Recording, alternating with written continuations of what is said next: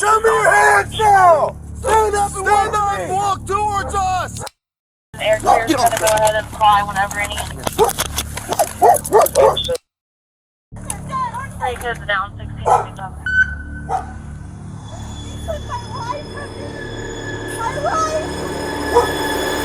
What could possess a parent to take their own child's life? And just how twisted would they have to be to not only consider such a horror, but to plan it for months? This is the ongoing case of Chad Dowerman, father of 3, who executed his kids for no apparent reason. On a seemingly ordinary afternoon on the 15th of June 2023, police were called out to Claremont County, Ohio, following 2 911 calls from passerby who had been approached by a terrified girl on the road. 911, where's your emergency? There's a girl running down the street saying that her stepfather is killing everyone in her family. It's on the corner of where there's a body shop in the fire department. Do you know what road this is? Okay, what's your name? Give it into the fire department. What's your name? Do you know what road this is? Laura Lindell Road. You said what? It's Laura Lindell Road. Earlier that afternoon, Dowerman came home from work early and asked his wife to join him in the master bedroom for a nap with their 3 sons, Chase, Hunter, and Clayton. While his stepdaughter was in the next room watching TV, Dowerman suddenly took out a rifle and shot his 4-year-old Hunter twice in the head.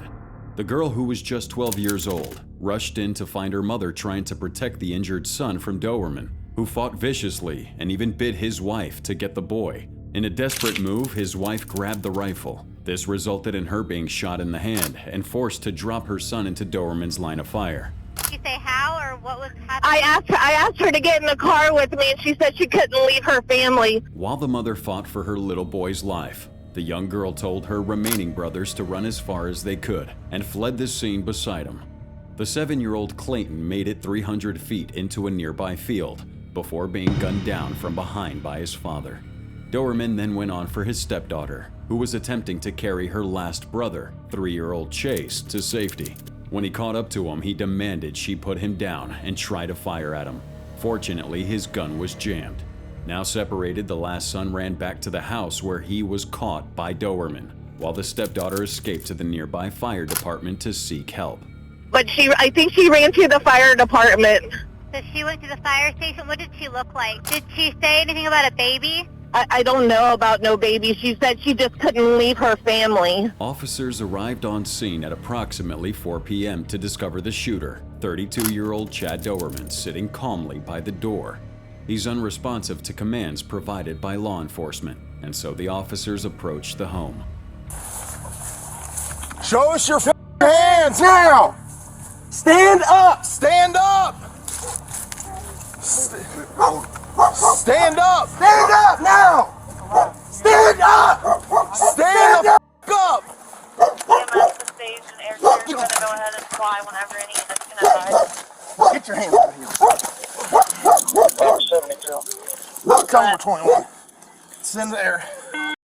Upon inspection, the officers are confronted with a scene straight out of a horror movie. On the ground lies a mother, screaming beside her children's bodies while their father watches, utterly emotionless. Man, I ain't trying to hurt nobody. I'm completely sober. Never did drugs a day 63, in my we're life. 21. Get the EMS over here. Dowerman's attitude is unnatural. Here he can be heard telling officers that he means no harm and has not consumed any alcohol or drugs. He assures them he's not insane and even kindly warns them about his dog. Go on, man. Hey, are you copying all this? Can I roll over? I ain't gonna hurt you. I ain't gonna hurt nobody. You got anything on you? No, I ain't got nothing, man. Phone, that's it. I ain't mad. I ain't nothing. Just make sure that dog don't come out. I don't think he'll bite you. Just don't reach for him and try to grab him and pet him. All right. He won't bite you. His claim that there's nothing going on is a shocking contrast to his wife's desperate cries that can be heard repeatedly throughout the footage from the crime scene. Take us down 16. Gatlin! 63, we're 21. Have Knock it off. EMS respond over here. You're clear, they're being advised.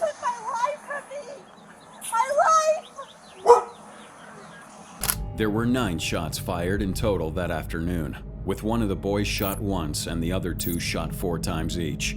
Strangely, he made no attempt to murder his wife or stepdaughter, despite knowing that they alerted the authorities. You the only one else inside the house? What? You the only one else inside the house? Yeah. Sit down right here. My daughter, she ran over to the fire department. Sit down. It's my stepdaughter. Put him in the cage.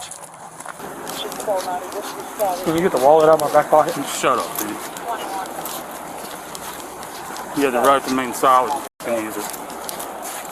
Doberman disturbingly has no reaction as he marched past their bodies by the police and seems oddly comfortable with the officers apprehending him. But after one night in police custody, reality finally started to sink in.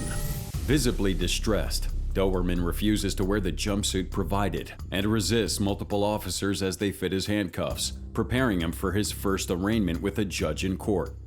There he will hear the charges brought against him for the first time and be faced with both media and prosecutors, a realization which hits him suddenly outside the courtroom. I know. Dad, look at me. Take a deep breath. Take a deep breath. No, I know. Just take a deep breath for me, okay? I'm going to have your public defender come back and talk to you, okay? And then we're going to go out and we're going to do your hearing. Can you hear me? Do you need a second? Just take a deep breath. With Doberman's former bravery gone, he's clearly petrified and struggling to withhold his panic. Once he regained control of his emotions, an officer explains the process of the initial hearing. He's warned about the media and told to pay attention to the judge alone. Use media out there, okay? When you walk out, you'll see a piece of black tape on the floor. All I need from you is to stand on that piece of black tape, face the judge only, and just listen. They'll say that you have the right to remain silent, and I advise you to use that, okay? Because everything in there is recorded. So I want you, again, just to stand there, look at the judge only. Don't turn to the media, don't turn to anybody in the audience that you may know. Listen to the judge and let your public defender do the talking for you, okay? Do you have any questions for us? It's clear that Doberman's struggling to pay attention. He may even be experiencing an episode of dissociation, a defense mechanism in which the mind emotionally detaches from its surroundings as a response to intense feelings of stress or trauma. It's not uncommon for criminals in Doberman's position to experience dissociative episodes. This might explain his lack of emotion at the crime scene. After being numb for so long, his nervous system is now being flooded with all the feelings he was holding back. Doberman arrives in the courtroom. The prosecutor lists his crimes in detail, describing this as a case of unspeakable horror.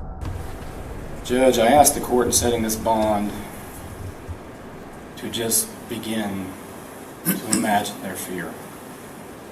This was the man that every day they woke up looking to for protection, love, guidance in all things.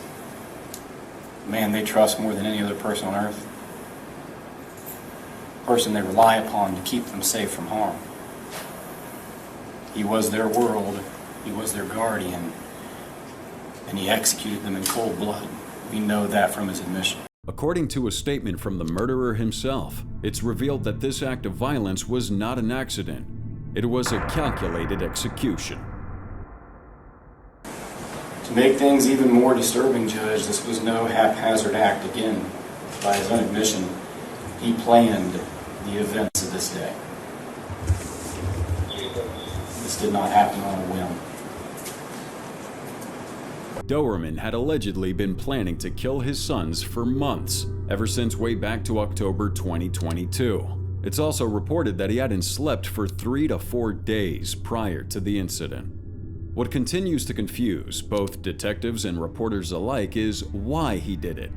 What motive would a father, even an abusive one, have to execute all 3 of his own children? He's confessed to what I believe is the worst crime, at least I hope, that I'll see in my lifetime. I hope it's the worst fact pattern that ever comes before this court. At this point, Doberman is visibly crying, which should suggest remorse, but until now he hasn't seemed capable of such an emotion.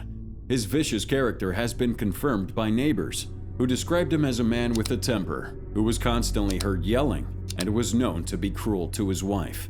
He was just a very angry man.